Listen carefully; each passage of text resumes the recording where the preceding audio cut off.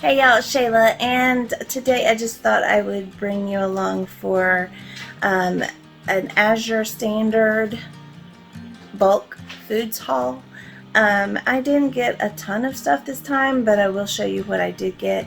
I just got back and we're starting to get it unpacked, and then that way I can get it put away. So anyways, I'm going to turn you around and show you what I got. Okay, so the first thing I got was I got a 25-pound bag of cane sugar, and it's organic, and it says right here evaporated cane juice. So that is the first thing that I got. I'm running low on sugar, so I got this one. I probably will get another one next month as well to try to restock. The second thing I got, this is all just frozen hash browns. That's all this box is. And I'm actually going to keep some out, but I'm going to dehydrate some as well. So that's part of the reason I got that, was so that I could dehydrate them and not have to worry about blanching them and blanching potatoes and all that kind of stuff. So it's just a little bit of convenience, and they're organic. So the next thing that I got was I got this bag of organic mixed vegetables, and I'm going to be dehydrating these as well. So not all of them, but most of them I'll be dehydrating, and that way it'll have, you know, some shelf-stable stuff. So I got this. This is goat cheese, and it's jalapeno goat cheese. It's supposed to be really, really good, and so I decided I would try it. I'm not really sure whether or not I will be able to handle goat cheese. I've tried a little bit of goat cheese and didn't seem to have a problem with it, so I'm going to try this out because I am severely lactose intolerant. Because let's just face it, the fake cheeses that they have that are dairy replacement, they're just not the same. So anyways, we'll see how that goes, and I'll let you guys know. The next thing I got was paprika. I didn't get a lot. It's just 4 ounces. I don't use it a lot. I use it mostly whenever I'm doing chili and stuff like that, so it probably will last a while. Then I got some minced onion. This is a pound of minced onion, and we haven't been able to grow enough onions here to be able to do that on our own, so I just thought this would be a good thing to have on hand. And then I've got this taco seasoning mix. I have made my own taco seasoning mix in the past, and I do like it, but I like this better. So, and it's got, you know, it doesn't have any of the bad stuff. It's just got salt and spices, you know, paprika. It's got a little bit of sugar in it, onion, garlic, chili powder, smoked paprika. So it's all the good stuff. You know, there's nothing in it that is, it's gluten-free and GMO-free. So anyways, even though I could mix the spices myself, I just really like this one. So I also got this Northwest Berry tea. I got 2 of those. They're really good. It's loose leaf tea, and it's really good. It's got the red raspberry leaf, organic lemongrass, organic hibiscus.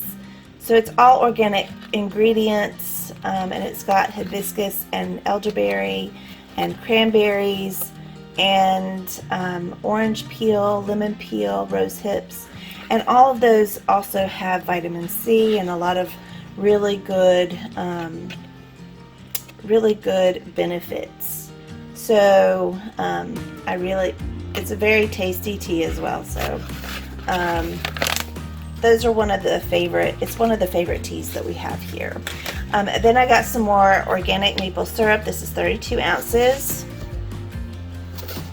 And I got 3 bottles of molasses because I need to bulk up my storage some. So I got 3 of those. I use this to make my own brown sugar because I just don't buy the brown sugar in the store anymore. I just make my own. So it's real easy, it's simple.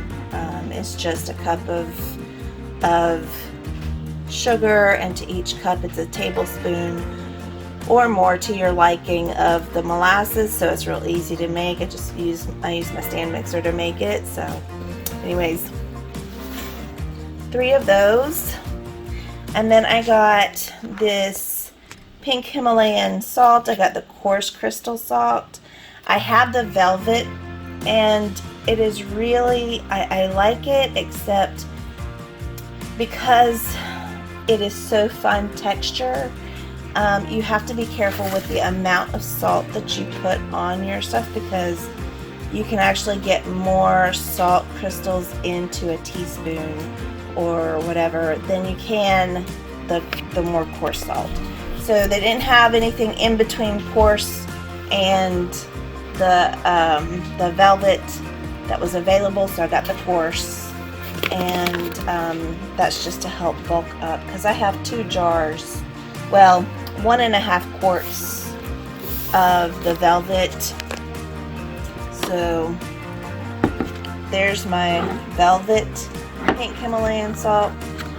It's got some clumps in it, but you know, you can break those up real easy. But I've got 1.5 of these, so I wanted the coarse, and that's going to go downstairs into my storage. And then I got the coconut cream powder. I have actually had people ask me what I use my coconut cream powder for. If you have watched any of my videos, I use the coconut cream powder in place of dry milk powder. Dry milk powder is used in bread a lot when you're baking bread, but also I use this in place of anything that would call for a milk in recipes.